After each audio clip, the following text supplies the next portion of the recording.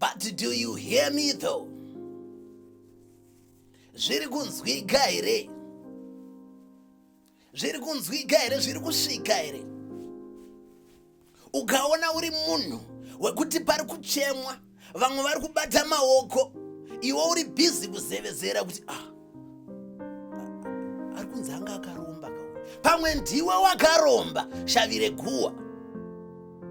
Ukaona uchiti pari kufarwa, vanhu vari busy kupururudza kuti mwana arorwa, mwana achata, iwe uri busy kuzevezera kuti ihure ranhingi kai, maihura mesere, ihure rakwere. Pane kamwe kahunhu kaitika musociety medu kekungosvora, kekungotaura kwatisina kuswera. Tozopenengura paya toona kuti nhai bamudiki, hamusiri imi here apa last week maiti chibabest, chimudhara, hamusiri imi here maiti siyaiwoka something, hamusiri imi here makapotsa makuva dzavamwe muchidonhera mari. Asi nhasi ndimi mave kuti anga ane nyoka kawo.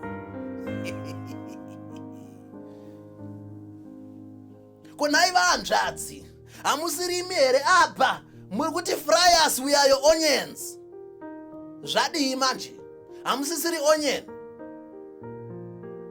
Komopumha vamwe ufambi ivafuratira. Idzo confidence dzekutaura izvi vamwe vasisipo dzinobvepi? Magwaro anoti let he who is without sin cast the first stone. Rozoenderera mberi futi roti do not throw stones when you live in a glass house. Vamwe venyu hamuna kana stand, let alone a glass house. Wanirwa inyasha, rest, zorora. Pari kuchemwa, chemao nevamwe. Pari kufarwa, farao nevamwe. Focus on yourself. Focus on your life. Kwete kuda kuswerera vamwe, kutoshanda vamwe,